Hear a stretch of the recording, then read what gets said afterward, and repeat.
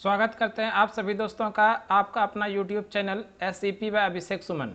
दोस्तों अभी इस क्लास के अंदर हम लोग रेलवे ग्रुप डी जो 23 सितंबर 2022 में जो एग्ज़ाम हुआ है आज के दिन में, इन सभी एग्ज़ाम के सभी प्रश्नों को, जिसमें करेंट अफेयर्स, साइंस और जीके के प्रश्नों को पूरी तरह से एनालिसिस करेंगे दोस्तों। और इसमें एक्स्ट्रा फैक्ट भी बताएंगे ताकि आने वाले शिफ्ट में अगर वहाँ से परीक्षा में क्वेश्चन आता है तो आपसे प्रश्न छूटे नहीं। तो दोस्तों इस क्लास को हम लोग शुरू कर रहे हैं। दोस्तों इस क्लास को शुरू करने के पहले आप हमारे चैनल पे पहली बार आए दोस्तों, हमारे चैनल को निश्चित रूप से आप सब्सक्राइब कर लीजिए दोस्तों। चलिए शुरू करते हैं। क्वेश्चन है दोस्तों, आवर्त सारणी में ग्रुप 11 में कौन सा तत्व नहीं है? तो ध्यान रखिएगा दोस्तों, Hg, ध्यान रखिएगा Hg है ग्रुप 11 में नहीं है। ये 11 ग्रुप की बात करें तो 12 नंबर ग्रुप में है। नेक्स्ट क्वेश्चन देखते हैं दोस्तों, प्रकाश संश्लेषण यानी प्रकाश संश्लेषण क्रिया से संबंधित कौन सा कथन सही नहीं है? तो ध्यान रखिएगा दोस्तों, प्रकाश संश्लेषण की क्रिया में क्या क्या चाहिए? तो ध्यान रखिएगा दोस्तों, कार्बन डाइऑक्साइड, ये पहले भी बताएं, कार्बन डाइऑक्साइड, क्लोरोफिल, जल और सूर्य का प्रकाश, ये चारों चीज़ चाहिए। क्या क्या? कार्बन डाइऑक्साइड, क्लोरोफिल, सूर्य का प्रकाश और जल, ये चारों चीज़ चाहिए। इसके अलावा जो भी रहेगा वो अकॉर्डिंग टू ऑप्शन आंसर कर देंगे। प्रकाश संश्लेषण के लिए कौन सा कथन सही नहीं है? ये इसी चारों में से कोई एक दिया गया था। नेक्स्ट क्वेश्चन है दोस्तों, क्या अभिक्रियाशील कम है? सबसे कम अभिक्रियाशील, ध्यान रखिएगा दोस्तों, पोटेशियम, सोडियम, कैल्शियम, मैग्नीशियम और एल्युमिनियम, ये क्रम से है। सबसे जो है पोटेशियम सबसे कम है, उसके बाद सोडियम है, उसके बाद कैल्शियम है, मैग्नीशियम, उसके बाद एल्युमिनियम है। नेक्स्ट क्वेश्चन देखते हैं दोस्तों, ओजोन परत क्षरण होने का क्या कारण है? ओजोन परत से जो बीमारी होता है मनुष्य में वो होता है स्किन कैंसर, त्वचा कैंसर।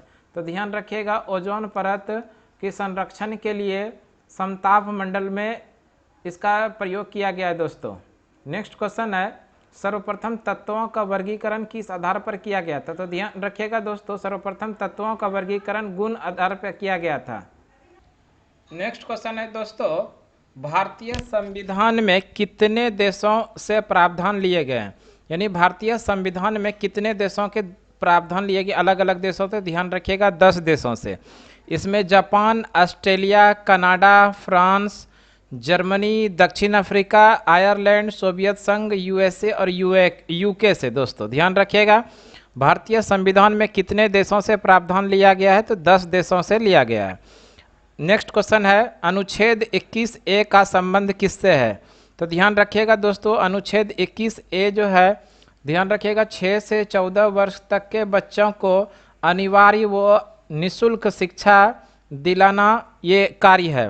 वो लोकल पेरेंट्स का ये काम है, 6 से 14 वर्ष तक के बच्चे को निःशुल्क वो अनिवार्य शिक्षा दिलाना।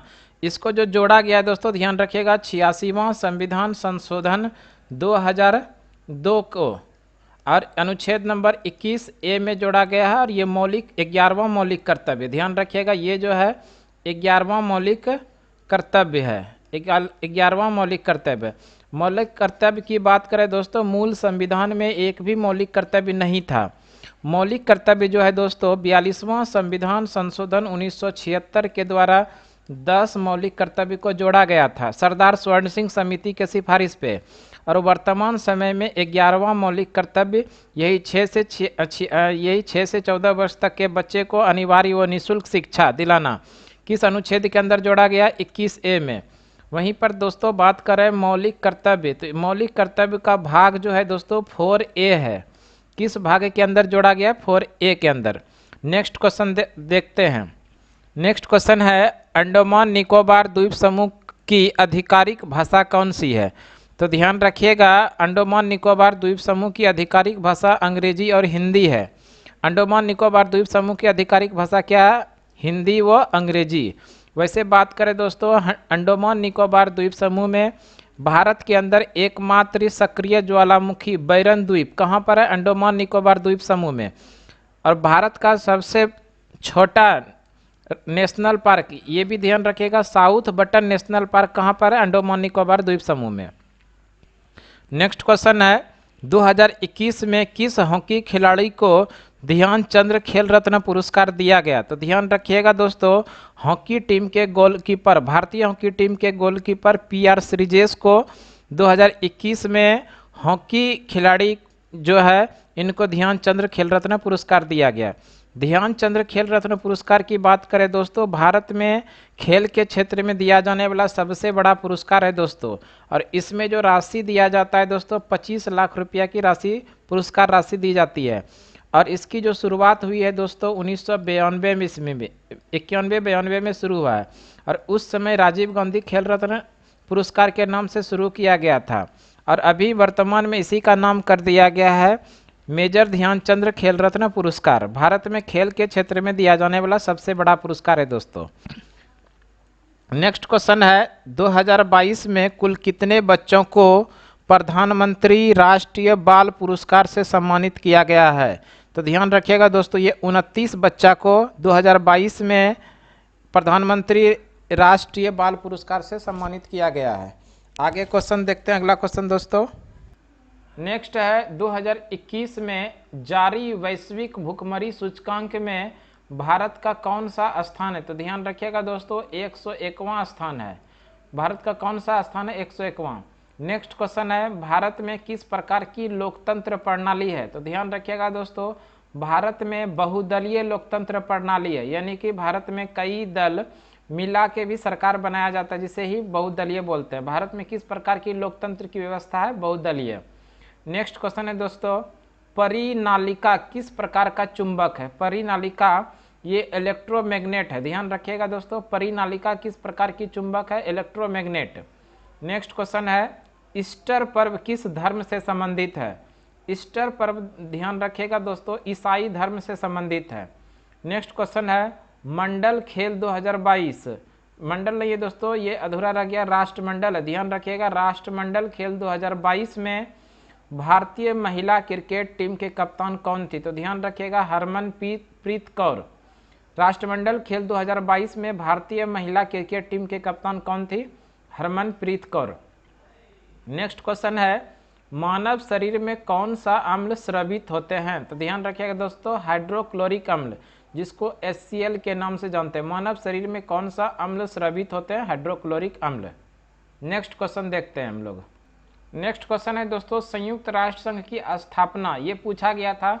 संयुक्त राष्ट्र संघ की स्थापना की बात करें दोस्तों 24 अक्टूबर 1945 ईस्वी को। और संयुक्त राष्ट्र संघ का हेडक्वार्टर कहाँ पर है? इसको भी ध्यान रखिएगा, न्यूयॉर्क। संयुक्त राष्ट्र संघ का हेडक्वार्टर कहाँ पर है? न्यूयॉर्क। और इसके कितने अंग हैं ये भी ध्यान रखिएगा दोस्तों, 6 अंग है।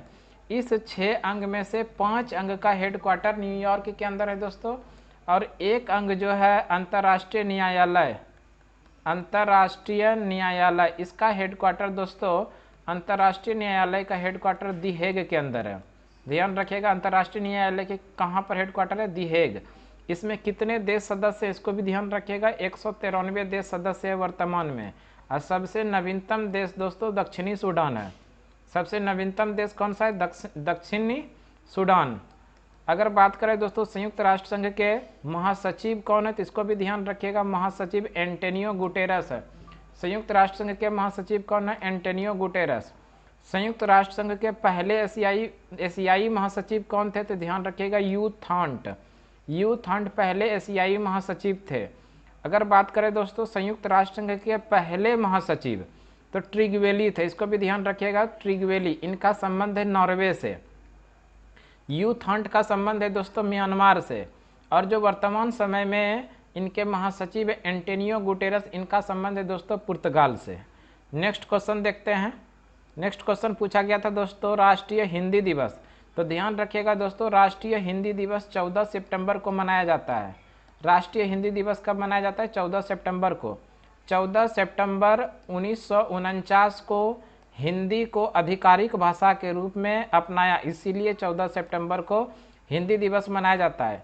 हिंदी की बात करें दोस्तों, हिंदी देवनागरी लिपि में लिखा जाता है। हिंदी देवनागरी लिपि में लिखा जाता है। और हिंदी की जो जननी है दोस्तों संस्कृत है। हिंदी की जननी कौन सी भाषा है? संस्कृत। और हिंदी की बात करें दोस्तों, भारत का राजभाषा हिंदी है, राजभाषा हिंदी है। वैसे इस प्रश्न में एक और क्वेश्चन याद रखिएगा कि अंतर्राष्ट्रीय हिंदी दिवस, अंतर्राष्ट्रीय हिंदी दिवस, अंतर्राष्ट्रीय हिंदी दिवस ये प्रत्येक वर्ष हिंदी दिवस जो मनाया जाता है, अंतर्राष्ट्रीय हिंदी दिवस, ये प्रत्येक वर्ष 10 जनवरी को मनाया जाता है। अंतर्राष्ट्रीय हिंदी दिवस प्रत्येक वर्ष 10 जनवरी को। नेक्स्ट देखते हैं दोस्तों। नेक्स्ट क्वेश्चन है दोस्तों, मूंगफली उत्पादन सर्वाधिक होता है किस राज्य में? तो ध्यान रखिएगा, ये गुजरात में होता है। भारत में सर्वाधिक मूंगफली का उत्पादन कहाँ पर होता है? गुजरात में। वैसे अगर विश्व में बात करें, विश्व में सर्वाधिक मूंगफली का उत्पादन कहाँ पर होता है? तो चीन में। और मूंगफली के उत्पादन में भारत का स्थान है दूसरा। भारत का स्थान है दूसरा। भारत का स्थान दूसरा है। मूंगफली के उत्पादन में भारत का स्थान दूसरा है। और मूंगफली के उत्पादन में भारत में कौन सा राज्य सबसे पहले स्थान पे? तो ध्यान रखिएगा, गुजरात। विश्व में सबसे अधिक मूंगफली का उत्पादन चीन में, भारत का स्थान है दूसरा। नेक्स्ट क्वेश्चन है दोस्तों, जलियांवाला बाग हत्याकांड की जांच के लिए कौन सी समिति बनाई गई थी? यही प्रश्न आया था, तो ध्यान रखिएगा दोस्तों, हंटर समिति। हंटर समिति। जलियांवाला बाग हत्याकांड की जांच के लिए कौन सी समिति बनाई गई थी? हंटर समिति। जलियांवाला बाग हत्याकांड, इसको भी ध्यान रखिएगा दोस्तों, 13 अप्रैल 1919 ईस्वी को। कब हुआ था? 13 अप्रैल 1919 ईस्वी को जलियांवाला बाग हत्याकांड हुआ था। जलियांवाला बाग हत्याकांड के बाद रविन्द्रनाथ टैगोर ने कौन सी उपाधि अंग्रेजों को वापस करी? तो इसको भी ध्यान रखिएगा, ये सर यानी नाइट की उपाधि अंग्रेजों को वापस करी थी। एक क्वेश्चन और ध्यान रखिएगा दोस्तों, जलियांवाला बाग हत्याकांड के बाद ही महात्मा गांधी ने असहयोग आंदोलन शुरू किया था। असहयोग आंदोलन कब शुरू किया गया था? 1920 ईस्वी में। और इसी असहयोग आंदोलन के समय महात्मा गांधी ने अंग्रेजों को केसर हिंद का उपाधि वापस किया था। नेक्स्ट क्वेश्चन देखते हैं। क्वेश्चन है दोस्तों, भारत का मैनचेस्टर किसे कहा जाता है? तो ध्यान रखिएगा, भारत का मैनचेस्टर अहमदाबाद को कहा जाता है। भारत का मैनचेस्टर अहमदाबाद। अगर आप लोग से पूछा जाए उत्तर भारत का मैनचेस्टर, तो कानपुर है दोस्तों। उत्तर भारत का मैनचेस्टर कानपुर। दक्षिण भारत का पूछा जाए दोस्तों तो कोयम्बटूर है। कोयम्बटूर, ध्यान रखिएगा दोस्तों, दक्षिण भारत का मैनचेस्टर कोयम्बटूर, उत्तर भारत का मैनचेस्टर कानपुर और भारत का मैनचेस्टर दोस्तों अहमदाबाद को कहा जाता है। नेक्स्ट क्वेश्चन पूछा गया था, तीनों गोलमेज सम्मेलन में भाग लिया था। ध्यान रखिएगा, भीमराव अंबेडकर ने तीनों गोलमेज सम्मेलन में भाग लिया था। बात करें दोस्तों, तीनों गोलमेज सम्मेलन कहाँ पर हुआ था? तो ध्यान रखना है दोस्तों, लंदन में हुआ था तीनों गोलमेज सम्मेलन। कब हुआ था? 1930, 31 और 32 में। तीनों गोलमेज सम्मेलन कब हुआ था? 30, 31 और 32। और भारत की ओर से दूसरे गोलमेज सम्मेलन में महात्मा गांधी ने भाग लिया था। भारत की ओर से किसने भाग लिया था? महात्मा गांधी ने। भीमराव अंबेडकर ने दोस्तों व्यक्तिगत रूप से तीनों गोलमेज सम्मेलन में भाग लिया था। और भारत की ओर से महात्मा गांधी ने दूसरे गोलमेज सम्मेलन में भाग लिया था जो 1931 ईस्वी में हुआ था। नेक्स्ट क्वेश्चन देखते हैं। नेक्स्ट क्वेश्चन है दोस्तों, मधुबनी चित्रकला संबंधित है। तो ध्यान रखिएगा दोस्तों, मधुबनी चित्रकला बिहार से संबंधित है। मधुबनी चित्रकला कहाँ से संबंधित है? बिहार से। नेक्स्ट क्वेश्चन पूछा गया था दोस्तों, महाभारत का पुराना नाम। तो ध्यान रखिएगा दोस्तों, जय संहिता। जय संहिता महाभारत का पुराना नाम है। महाभारत की बात करें दोस्तों, ये महाभारत का युद्ध 18 दिनों तक लड़ा गया था। और इस महाभारत की बात करें दोस्तों, विश्व का सबसे बड़ा महाकाव्य, विश्व का सबसे बड़ा महाकाव्य है महाभारत। और ये भी ध्यान रखिएगा दोस्तों कि पूरे विश्व में कितने महाकाव्य है? 2। पूरे विश्व में 2 महाकाव्य, एक तो महाभारत है, दूसरा दोस्तों रामायण है। और महाभारत के लेखक कौन है? इसको भी ध्यान रखिएगा दोस्तों, महर्षि वेदव्यास। महर्षि वेदव्यास महाभारत के लेखक हैं। इसी महाभारत का पुराना नाम जय संहिता। नेक्स्ट क्वेश्चन देखते हैं हम लोग। नेक्स्ट क्वेश्चन पूछा गया था, न्यूट्रॉन का खोज। तो ध्यान रखिएगा दोस्तों, न्यूट्रॉन का खोज किया जेम्स चैडविक ने। और बात करें इलेक्ट्रॉन की खोज, तो दोस्तों इलेक्ट्रॉन का खोज जे थॉमसन ने किया। इलेक्ट्रॉन का खोज जे थॉमसन ने। और वैसे पूछा गया था न्यूट्रॉन का खोज जेम्स चैडविक के द्वारा। नेक्स्ट क्वेश्चन पूछा गया था दोस्तों, डायनामाइट का खोज। डायनामाइट का खोज दोस्तों अल्फ्रेड नोबेल के द्वारा किया गया है। डायनामाइट का खोज अल्फ्रेड नोबेल के द्वारा। नेक्स्ट क्वेश्चन पूछा गया था, लॉ ऑफ फ्लोटिंग का सिद्धांत यानी तैरने का सिद्धांत किसके द्वारा दिया गया है? तो आर्किमिडीज के द्वारा दिया गया। ध्यान रखिएगा, लॉ ऑफ फ्लोटिंग का सिद्धांत किसके द्वारा? आर्किमिडीज के द्वारा। नेक्स्ट क्वेश्चन देखते हैं हम लोग। दोस्तों एक क्वेश्चन पूछा गया था, गोमतेश्वर की मूर्ति कहाँ पर है? तो ध्यान रखिएगा, गोमतेश्वर की मूर्ति गोमतेश्वर की मूर्ति कहाँ पर है? गोमतेश्वर की मूर्ति जो है दोस्तों श्रवणबेलगोला में है। श्रवणबेलगोला ये कर्नाटक के अंदर, श्रवणबेलगोला ये कर्नाटक के अंदर है। दोस्तों ध्यान रखिएगा, गोमतेश्वर ऋषभ देव के 2 पुत्र थे, एक गोमतेश्वर दूसरा भरत, और ये माना जाता है दोस्तों गोमतेश्वर के बाजुओं में 200 हाथियों का बल था, और यही जैन धर्म से संबंधित है। इसी गोमतेश्वर की मूर्ति का प्रतिमा कहाँ पर है? श्रवणबेलगोला, ये कहाँ पर है? कर्नाटक के अंदर, जो ग्रेनाइट का बनाया गया है दोस्तों। तो इस तरह से दोस्तों आज हमको इतना ही प्रश्न मिल पाया जो आप लोगों के सामने हम रखे। उम्मीद है आपको इस क्लास से ज़रूर लाभ मिलेगा, और इस तरह का क्लास हम रेगुलर लेके आते हैं, इसलिए हमारे चैनल पे लगातार दोस्तों आप बने रहिए। आप अपने दोस्तों को भी शेयर कीजिए ताकि उनको भी इस क्लास से लाभ हो सके। तो आज के क्लास के लिए हम लोग इतना ही रहने देंगे। अगले क्लास में फिर से अगले दिन मिलते हैं, तब तक के लिए धन्यवाद।